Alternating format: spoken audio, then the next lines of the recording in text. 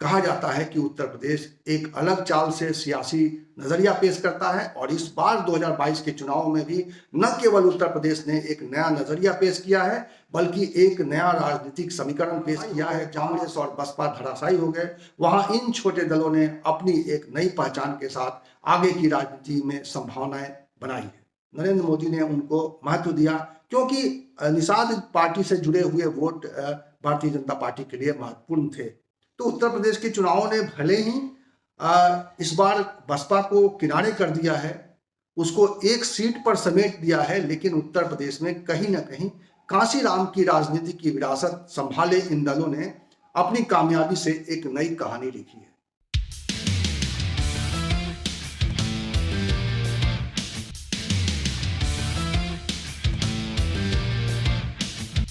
जब हम छोटे दलों की बात कर रहे हैं और 2022 के चुनाव में उनकी उपलब्धियों की बात कर रहे हैं, तो अपना दल और निषाद पार्टी के बाद जिस दल को बड़ी सफलता मिली है और लंबे समय बाद मिली है, वो है राष्ट्रीय लोकदल।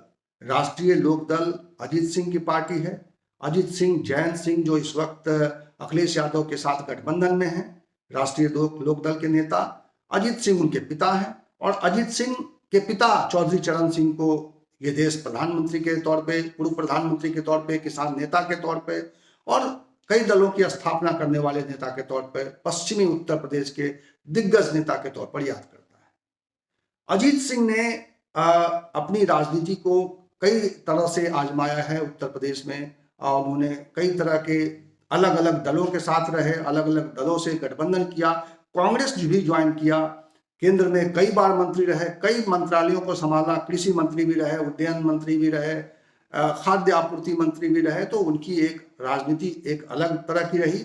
लेकिन पिछले कुछ सालों में अगर देखा जाए तो 2002 के बाद की अगर हम बात करें तो लगातार क्षय हुआ है, पार्टी का पतन हुआ है। पार्टी को एक नाकामयाबी का सिलसिला जो चला था वो आकर 2022 में आगे बढ़ता हुआ दिखाई दे रहा है, क्योंकि अगर हम आंकड़ों की बात करेंगे और जमीन पर चुनाव में इस पार्टी की कामयाबी की बात करेंगे तो अजीत सिंह के जाने के बाद ये पहली कामयाबी है जिसका स्वाद जयंत सिंह ने अपने गठबंधन समाजवादी पार्टी के साथ करके हासिल किया है। लेकिन इससे पहले मैं आपको आंकड़ा बता दूं कि राष्ट्रीय लोकदल का उत्कर्ष रहा है, सबसे अच्छा समय रहा है 2002, जब उत्तर प्रदेश के विधानसभा में 14 विधायक उनके जीत कर आए थे।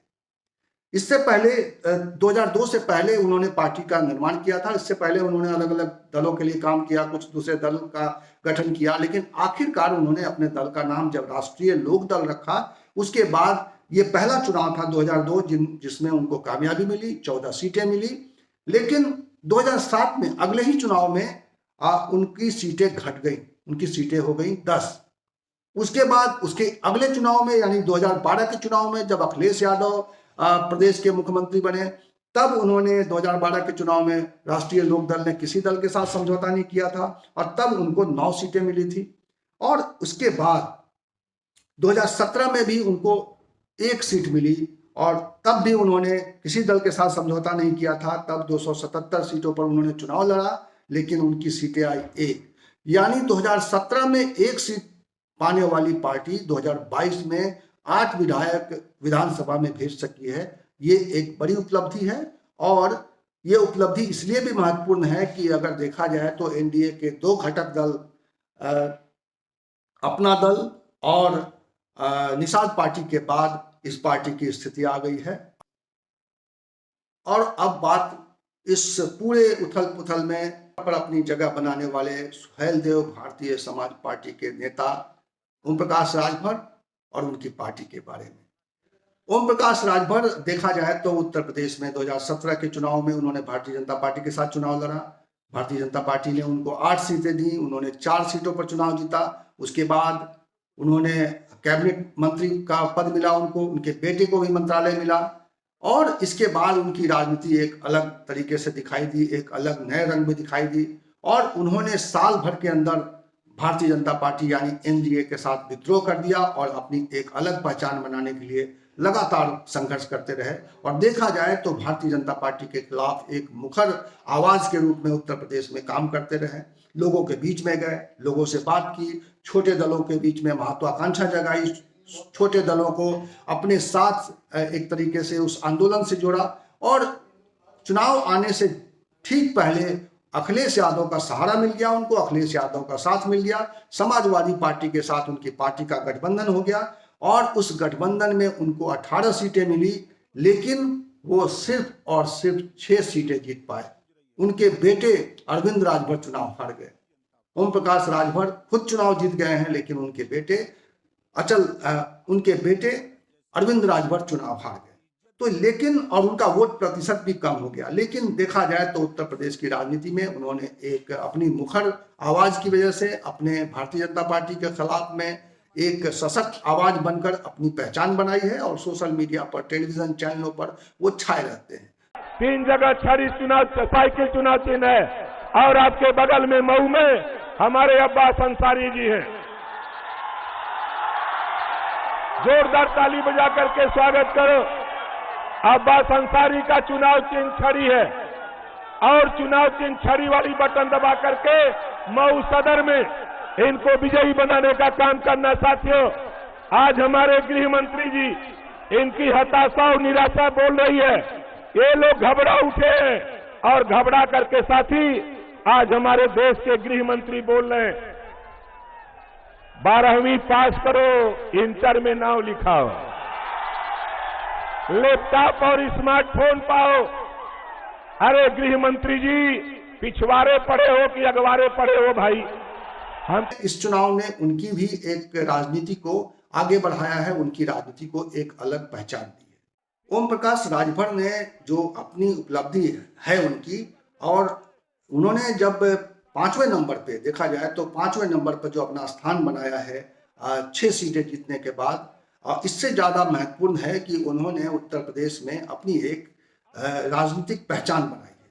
उन्होंने अपने जो संवाद करने के तरीके, उन्होंने भाषण देने के तरीके जो अपनाए, लोगों से जो अपने स्थानीय शैली में बात करते थे, इससे उनकी एक अलग पहचान बनी है। और अब उनकी आगे की राजनीति किस रूप में आगे बढ़ती है, ये देखने की बात होगी, क्योंकि समाजवादी पार्टी के साथ वो मिलकर जब काम कर रहे थे तो वो बड़े दावे कर रहे थे और वो बार बार ये कह रहे थे कि उत्तर प्रदेश में अखिलेश यादव की सरकार बनने जा रही है, और उनके इस दावे के अनुरूप नतीजे नहीं आए हैं।